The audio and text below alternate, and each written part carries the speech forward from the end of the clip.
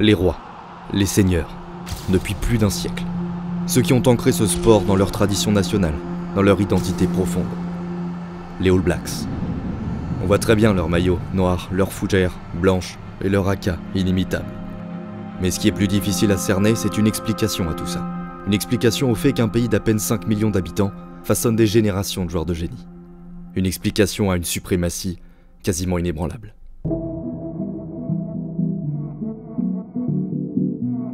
L'histoire des All Blacks, c'est celle d'une équipe qui gagne, presque tout le temps, depuis presque toujours. Certains, comme l'Écosse, tentent d'obtenir leur première victoire depuis plus d'un siècle. En vain.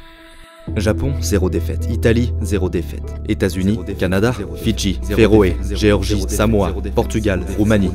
Écosse, 93% de réussite, 29 victoires, 2 nuls, 0 défaite.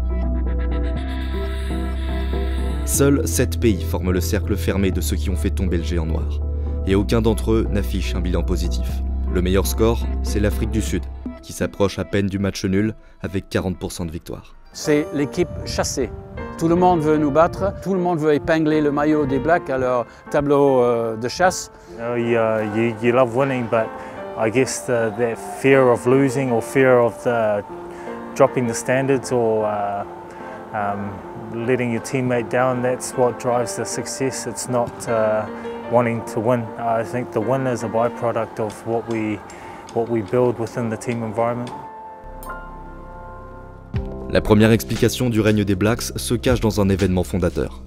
Passé les premières tournées amateurs à la fin du 19e siècle, où les équipes néo-zélandaises écrasaient déjà leurs adversaires, il y eut surtout cette première saison hors de l'Océanie.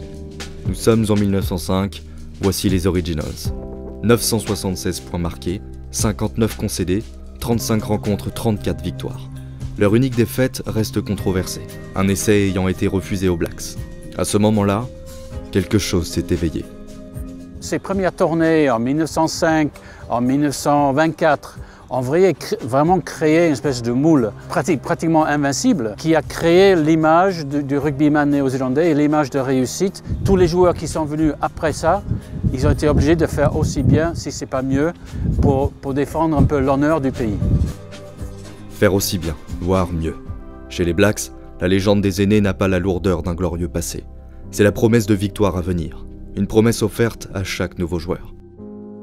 Quand on devient All Black, pas de bizutage, pas de blague, mais une cérémonie millimétrée, censée intégrer le petit nouveau dans la grande épopée.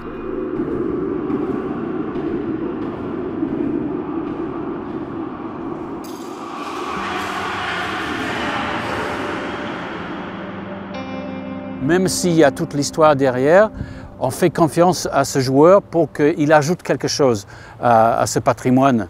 Et quand on le fait rentrer dans l'équipe, par exemple, il doit se mettre devant les autres joueurs et leur dire ce qu'il compte apporter à l'équipe.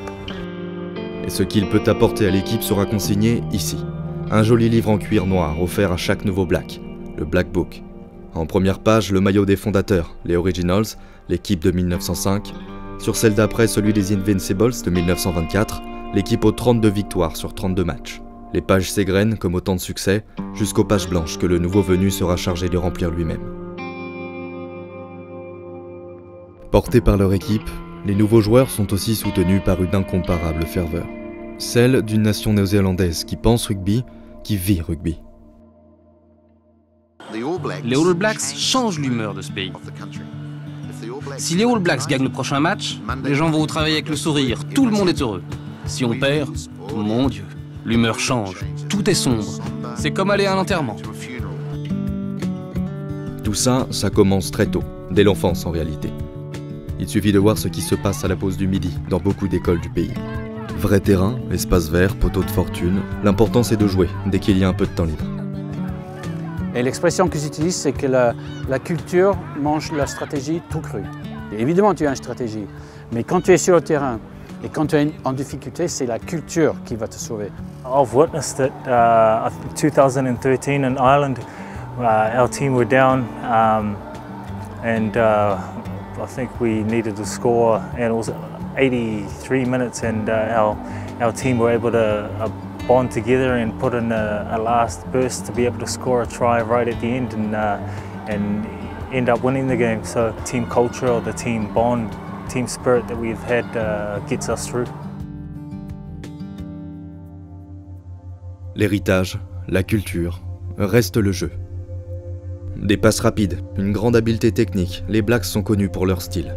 2 mots sur les All Blacks maintenant, qu'est-ce que vous en pensez? Ils sont des adversaires merveilleux, qui sont exceptionnellement doués pour jouer au rugby, ils sont costauds, ils sont vite, ils jouent très bien, c'est formidable. J'aimerais jouer avec eux. Hein. Ils sont toujours en train de réfléchir comment on peut faire pour s'améliorer, comment on peut faire pour trouver quelque chose de nouveau. Pour assurer cette maîtrise technique, les Blacks s'appuient sur un modèle de sélection de joueurs particulier. Alors qu'en France, les très jeunes joueurs sont répartis par catégorie d'âge, en Nouvelle-Zélande, une seule chose compte: le poids.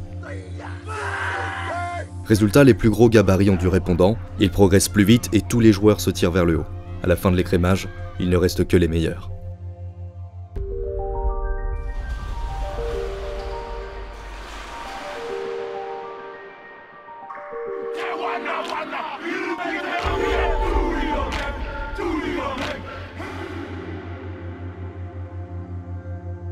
Des sportifs poussés à briller, un fort sens du collectif et une passion nationale. Tout cela, ça se voit sur le terrain et ça s'entend. Car les All Blacks, c'est aussi un chant. Ou plutôt des chants, ceux que vous entendez depuis le début de cette vidéo. It's something great for our team to be able to bind together before the kick-off and just to feel each other's energy. I get goosebumps every time I watch it and yeah, definitely miss it.